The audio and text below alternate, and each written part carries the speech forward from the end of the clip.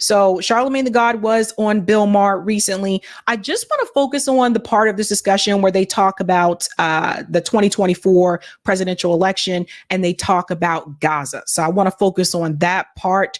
And I think it's pretty interesting because Bill Maher is just all over the place. Let's go ahead and bring this in here. Here we go.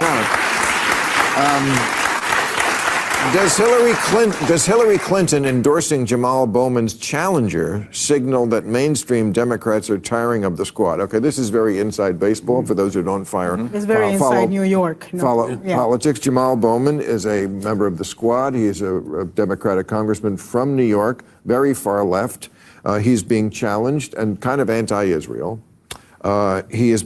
So Jamal Bowman is not anti-Israel. I'll show you how Jamal Bowman has actually taken money from the Israeli lobby as well. So you have to watch the way that they frame things. I'm not a supporter of anyone in the two-party system, but I think the framing it needs to be corrected, right? So you need to know the truth. But that's the narrative they're running with anyone that is supporting the Palestinian people, right?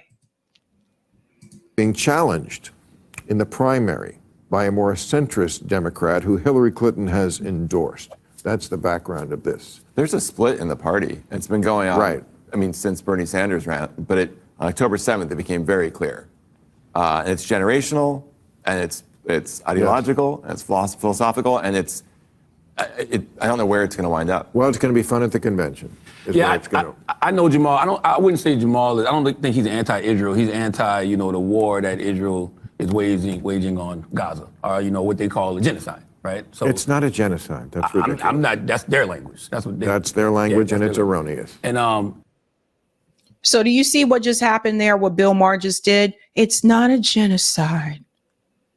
Okay, so genocide can mean different things, right? Like it's not just about bombing the people. It's also about intentionally starving the people. Remember, I showed you the definition of genocide, the intent. That is what matters. That is what's really important. And everything that we've seen from Israel is like, yes, the intent is there. But Bill Maher, too, is also a Zionist, right? So keep that in mind. What frustrated me a little bit here is that Charlamagne just kind of went along with it a little bit. He said, well, that's what they're calling it, right? There was no pushback.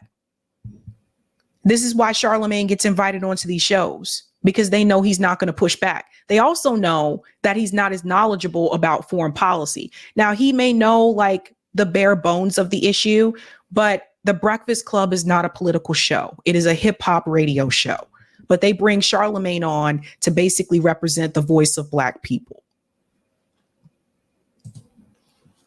That's what he's against. So, yeah, I think that we're all against war. Yeah. At some point, you have to make reasonable, practical decisions. We're not all against war. Sorry if I'm stopping this a lot. It's just I got a lot to say. He says we're all against war. If everyone was against war, we wouldn't have war. If everyone was against war, we wouldn't have a military-industrial complex. I mean, I don't know how much I can say this, but like, this is again where Charlamagne should step in and push back, but he doesn't do so.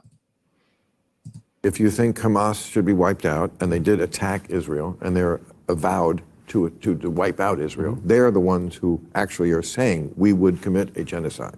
And we do not.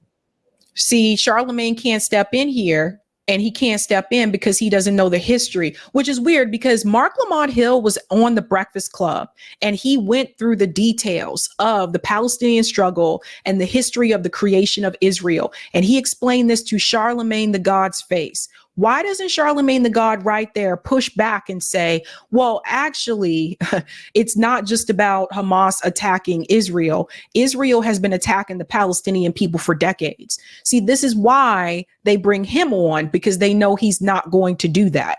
And Bill Maher is just allowed to sit here and continue to spread his lies. Think about that. Why aren't they inviting Mark Lamont Hill on for this conversation? Because they know that he's been to Gaza and they know that he's done his research. Remember, Mark Lamont Hill was fired from CNN because he supported the Palestinian struggle. Never forget that. Not want a ceasefire. And we do not want a ceasefire, and we do not want a two-state solution. If you think they have to be wiped out, then Israel is going to have to conduct this war. Do you think Netanyahu wants a ceasefire? No. No. Of course That's a not. He wants to problem. finish That's a the war. problem, too. So does everybody in Israel. They all, even when Netanyahu's days are numbered, but even when he goes, I know lots of people who've been to Israel, the policy will continue. Yeah. Did everybody just hear what he just said? That the policy will continue. And this is what I've been trying to stress to people. You can't just point the finger at Benjamin Netanyahu. Zionism is to blame for the ideology. Zionism is to blame for them to believe and to think that the Palestinian people should not be there. Zionism is to blame for them to want a greater Israel, to extend into Syria and to Lebanon. That is all Zionism. So Netanyahu didn't come up with this. These were things that they had already believed because that's what they were taught to believe from birth. So as much as you continue to hear them say that the Palestinian children are brainwashed from a very early age to hate Jewish people, which from what I've found has not been the case, they don't ever want to mention to you that the Israeli children have been brainwashed to believe Zionism and that they are the only ones that should be there in that region. They do. It's like they have to finish this But war. as long as Netanyahu keeps this war going, he doesn't have to answer the question of how the hell did this happen in the first place? Well, how he will. was it possible that Hamas was training hundreds of feet from the border of Israel with the Mossad and the intelligence absolutely. capabilities? It's a And as mistake. long as he keeps this war Right. going, He he can- doesn't have to answer the question. Well, She has a good point there, but the reason why she's asking that question, how were they able to train and do all those things without Israel, the IDF knowing? Remember, again, this is why you need someone on this panel who knows the facts and the history. Remember, it was revealed after October 7th that Israel actually received the plans that Hamas had laid out a year and a half prior to the attack, and they decided to ignore it. That was reported by mainstream media. No one on this panel is calling that out. So there's that. No one on the panel is mentioning that Netanyahu funded Hamas, right? So it's like you trying to get rid of something that you created. More people need to say this. You are trying to get rid of something that you intentionally created to be the opposition, right? And I don't hear enough people getting to that point. Now we're going to fast forward here just a little bit to get to the Charlamagne part. Oh, I think I went too far. Okay, there we go. But to answer your question, I do think Hillary is supporting the other candidate because the candidate is pro-Israel and Jamal is labeled anti-Israel. To answer the question. right. Okay. But we have But that's true.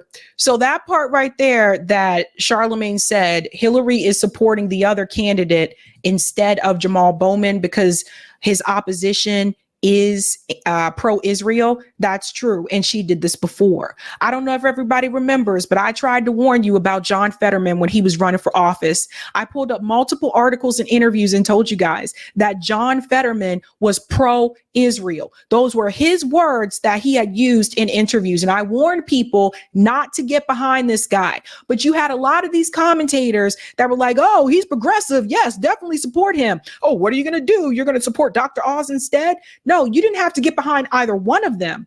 But it was interesting to me the amount of progressives that were willing to get behind and support John Fetterman, even after I told them about his Israel policy. People who are mad at him now and said he's so cringe about the Palestinian people, he was that way before. People did not do their research. So in that election as well, the big flag to people should have been Hillary Clinton endorsing John Fetterman. Hillary Clinton is not going to endorse someone who is actually truly progressive, who is a true democratic socialist or a socialist. She's not going to endorse him. That should have sent big red flags to everybody that said they were a progressive. Hillary Clinton endorsed him because he was pro-Israel. This is something that I called Hillary Israel. This is something that Hillary Clinton has been known to do, to support the candidate that is pro-Israel.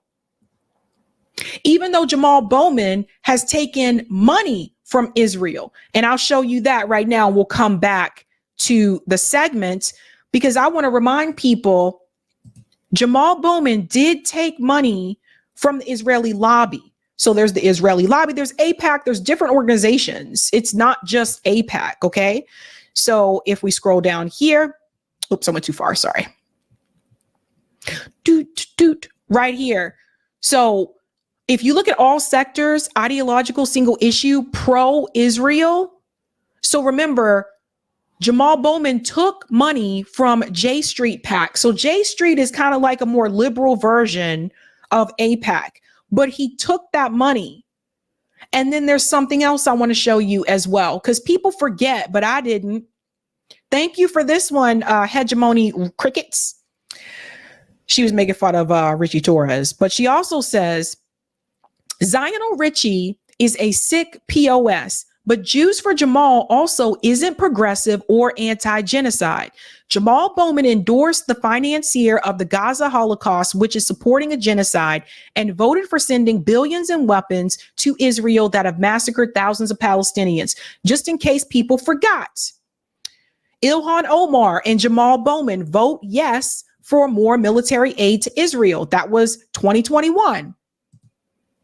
Jamal Bowman voted yes on sending Israel $1 billion in weapons, right? Everybody remember when DSA was mad at Jamal Bowman because he was doing this and because he wanted to take that trip to Israel, which is a no-no under DSA.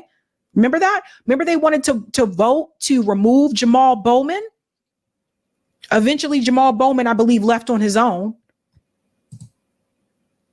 So here was NYC DSA. So again, he was a part of the DSA chapter. We support Jamal Bowman because he's standing against genocide. He fights for the working class, not the warmongers. We proved that many can beat the money before, right? So there he is. That was June 11th, NYC DSA, okay? And then there's this. This is how Jamal Bowman tried to both sides this issue. So this is his office. And here's the picture. Men, women, babies, elderly, hashtag bring them home now. Now, that's the same poster and flyer, right, that the pro-Israel groups were passing around. So Jamal Bowman tried to play both sides. And that's what messed up Jamal. We can write a book called What Messed Up Jamal, or How Jamal Got. Because that's what happened. You can't do both. So he saw the genocide happening. He was like, oh, no. What's happening to Palestinian people? We can't do that. We can't do that. But that was right after he was saying we have to support Israel. So he was trying to do both of these things at the same time. So AIPAC heavily has come after Jamal Bowman. And from what I've seen so far, yes, he is losing currently right now. Let's get back to the video. To figure out a way to talk about this issue where we are not telling young people that they're dumb. Because when we were young and people told us that, it didn't work. So I don't know how to do it. I don't know how to explain. I do. How? I don't tell them they're dumb. They're not dumb. They're ignorant. There's a difference. So now the young people are ignorant, right? Listen to what Charlamagne says about that. To call someone stupid, yes, that's wrong. Stupid, you can't help because you're fucking stupid. You're just stupid. Ignorant just means you don't know something. We are all ignorant of almost everything. There's practically infinite things in this world you could know about. I don't know about 99.99999% of them. But you claim to. You claim to. You don't know what you're talking about with this issue with Israel and Gaza either. You're just repeating Zionist talking points, but you claim to. You don't know about the young people and what they really want and what they're asking for, but you claim to. And now here you are calling them ignorant, right? Bill Maher is an elitist piece of shit. I've watched this guy demonize homeless people, Let's not forget he called black people the N-word on his own show and had to get an apology and approval from Ice Cube and all these other people. Don't forget that. But here you are calling someone else ignorant, but you are wrong on so many issues. So many issues. Listen to what Charlamagne says here. Calling them ignorant would be a terrible electoral strategy. It's electoral, yes. Electoral, yeah, you know what I meant. Electorally, Yes. that would be a terrible strategy. But it is the truth. They are ignorant. Is a bad election. So Charlamagne said calling them ignorant is a terrible election strategy. So here is Charlamagne, like he's trying to help you. Like, this is the funny part. Charlamagne is actually trying to help Bill Maher. He's trying to help you and say, you probably shouldn't say that because I don't think that's going to make them come out and support Joe Biden. He's trying to help. What's wrong, Breeze? He didn't say no. No. He said it with the ER, Breeze. He said Nigger. Because some point or another, people gave Bill Maher, I don't know, an invite to the cookout. And I guess he thought he could just say whatever he wanted to and all that kind of thing. And then he got a big reality check. So don't forget that. Electoral strategy right now. And There's also nowhere in the world where the far left is winning. The far right's winning, centrists are winning, but the far left isn't winning anywhere. That's false. When he says there's nowhere in the world where the far left is winning, George Galloway just won in the UK. And he didn't run in the two-party system. But there's nowhere in the world where the far left is winning. Right? There's other countries in Europe where people that are considered to be far left have won elections as well. If you're talking about the United States, that's one thing. But you extended this to the world. Now, there's another piece of the discussion here with Bill Maher and Charlamagne. This is a one-on-one conversation. Shout out to Eric for sharing this. Bill Maher is visibly disappointed by Charlamagne's answer. Listen to this. Lowry said, I thought it was the kind of speech you'd have given in 1974, maybe 1984, but not in 1924.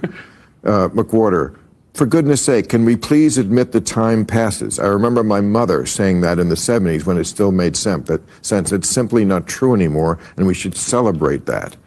You agree with that? I don't know if it's 10 times better, but maybe 5. Yeah.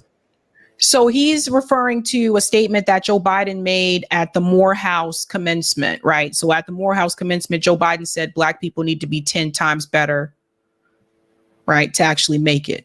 So he doesn't like what Charlamagne says here. Watch this. Since it's simply not true anymore, and we should celebrate that. You agree with that? I don't know if it's 10 times better, but maybe 5. Yeah, come on. Yeah. You think you have to be 5 times?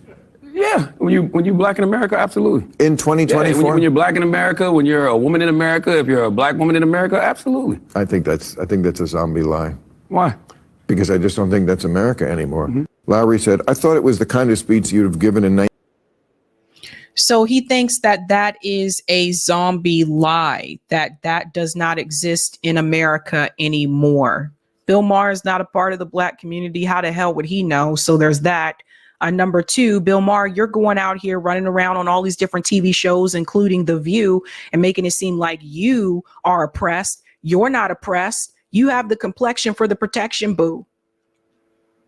But when Charlamagne sits there and tells you, I think you have to be at least about 5 times better as a black person to receive the same type of treatment, Bill Maher says, that's a zombie lie. So here we go again, where once again, Bill Maher needs to be put in his place. I did not agree with people letting him slide and get by after saying the house in and all that kind of stuff. And I said, no. What is happening here? Somebody need to take away his invite from the cookout. But people was like, no, you cool, Bill. We know you. You're cool. Now here he is again, trying to tell black people about their own damn community. When you have schools that are under-resourced and underfunded, it will be harder for you to get better grades. When you live in a zip code that does not receive A lot of property taxes. Those schools are going to be underfunded, and also that's going to be make it more harder for you to get into some of those elite institutions just because of your zip code alone. I worked in admissions, so I know. Yes, you are judged based on your zip code. When you live in communities that are heavily plagued with environmental issues, so much to the point where it's not uncommon for residents to have asthma just because of where they live. Whereas if they were to go one neighborhood over, their life expectancy increases. Some people do have to fight harder. Now, here's the problem. Bill Maher has no problem repeating that same rhetoric about his people, though.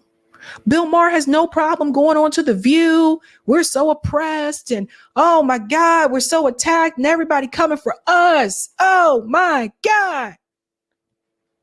But when somebody tells you that about their people, it's a lie, according to Bill.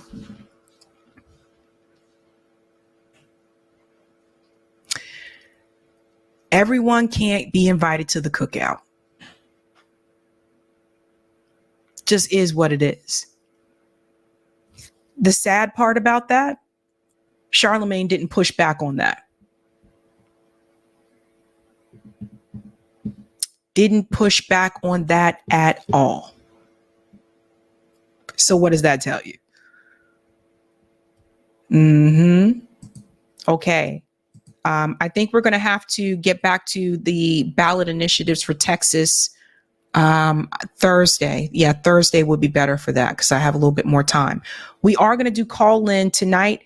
Eric, when you get the poll, if the poll is ready, let's go ahead and pull that up because I want people to see what the poll results are. I'm curious to see what you guys said about whether or not you think this is going to be over before November. Yes, Robert, he wants to be invited back. There it is.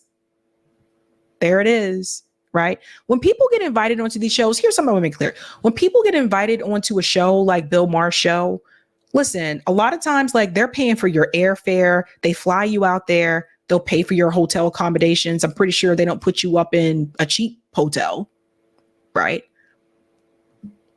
They may take you out to lunch or dinner and all this kind of stuff. And it also helps your brand when you make appearances onto those shows.